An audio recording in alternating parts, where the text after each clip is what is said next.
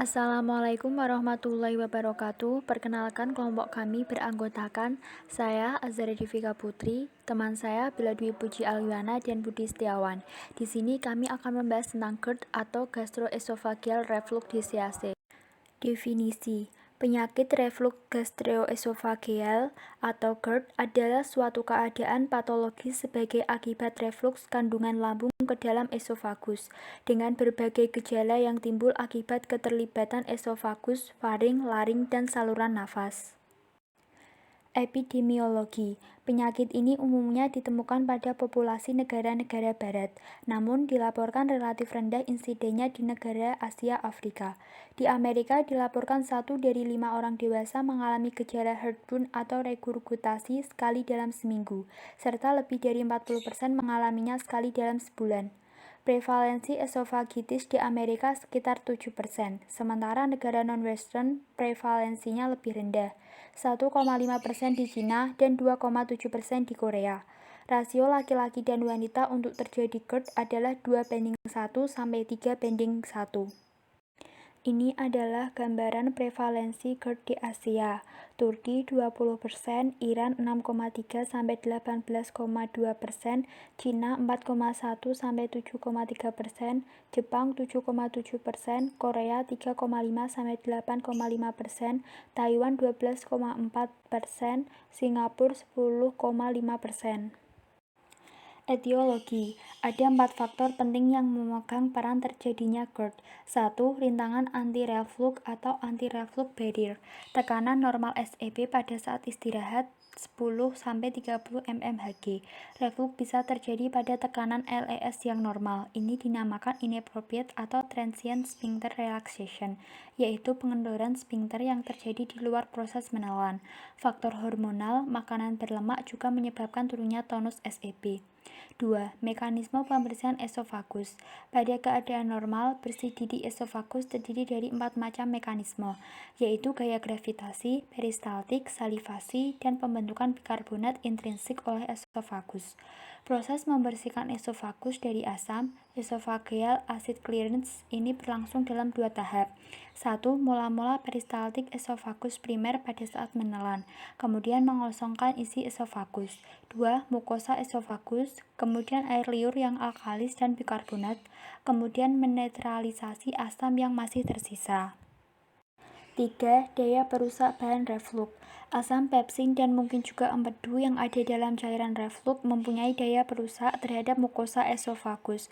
Beberapa jenis makanan tertentu seperti air jeruk nipis, tomat, dan kopi menambah keluhan pada pasien GERD. 4. Isi lambung dan pengosongannya.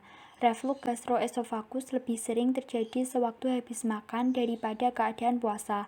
Lebih banyak isi lambung, lebih sering terjadi reflux. Selanjutnya, pengosongan lambung yang lamban akan menambah kemungkinan reflux. Penyakit reflux gastroesophageal bersifat multifaktorial.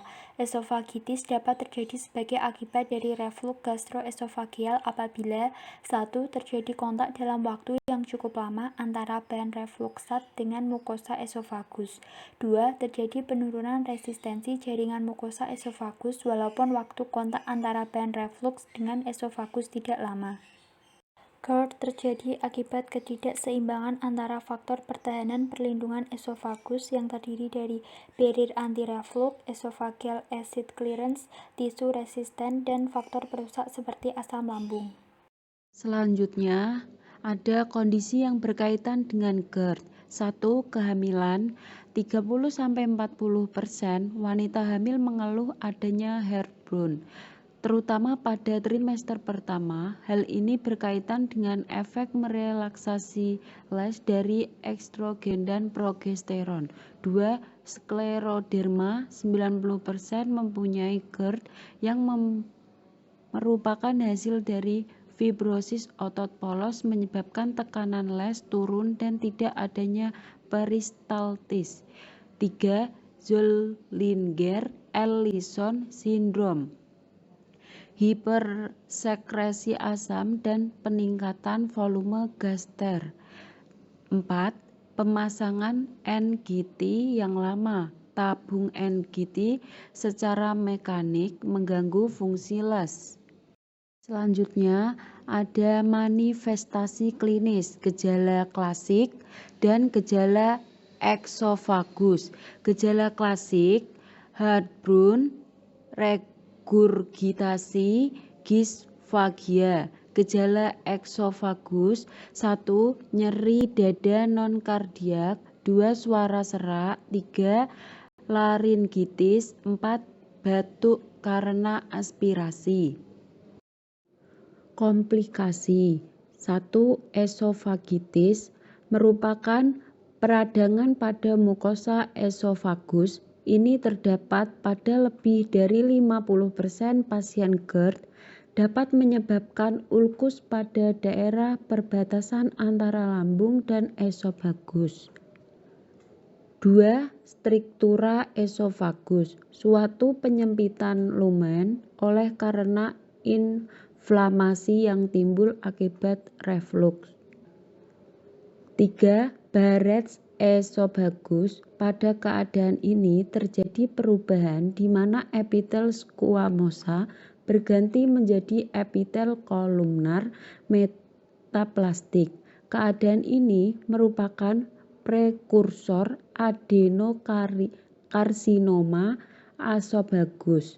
Esophagus Barrett ini terjadi pada 10% pasien GERD dan adenokarsinoma timbul pada 10% pasien dengan esophagus Barrett.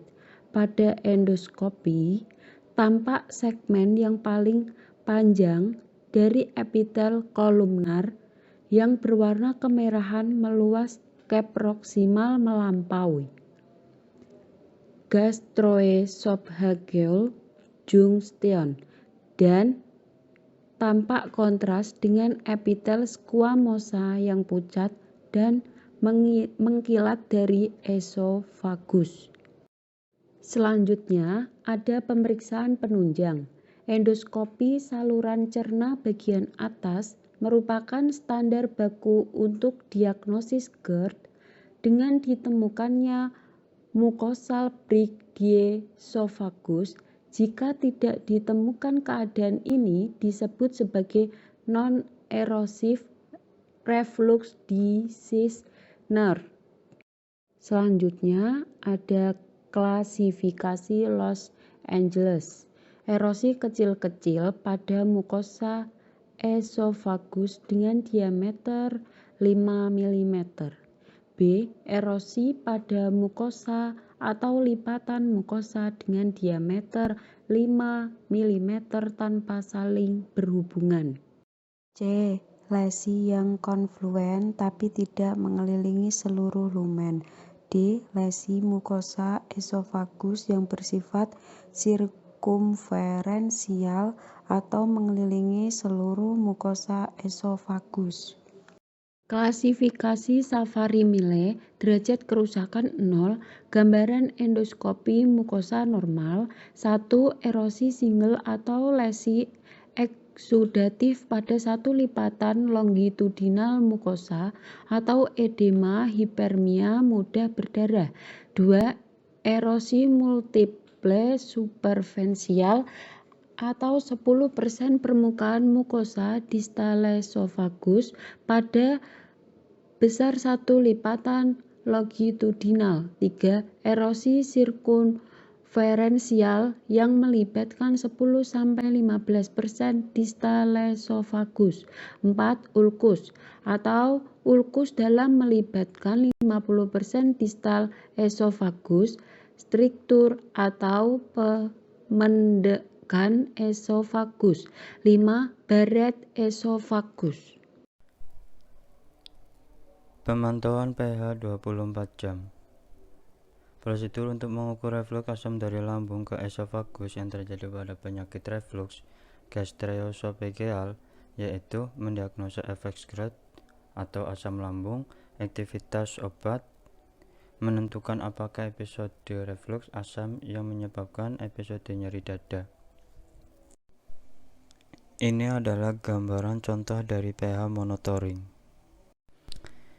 Esofagiografi dengan barium. Pada pemeriksaan ini diberikan kontras barium, diamati secara fluoroskopik jalannya barium dalam esofagus. Peristaltik terutama bagian distal. Bila ditemukan reflux barium dari lambung kembali ke esofagus, maka hal itu dinyatakan sebagai GERD atau asam lambung. Manometri esofagus untuk menilai fungsi motor atau adanya gangguan motilitas esofagus terutama les.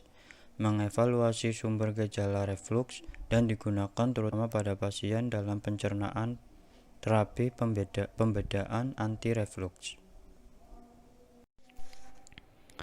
Terapi medikamentosa.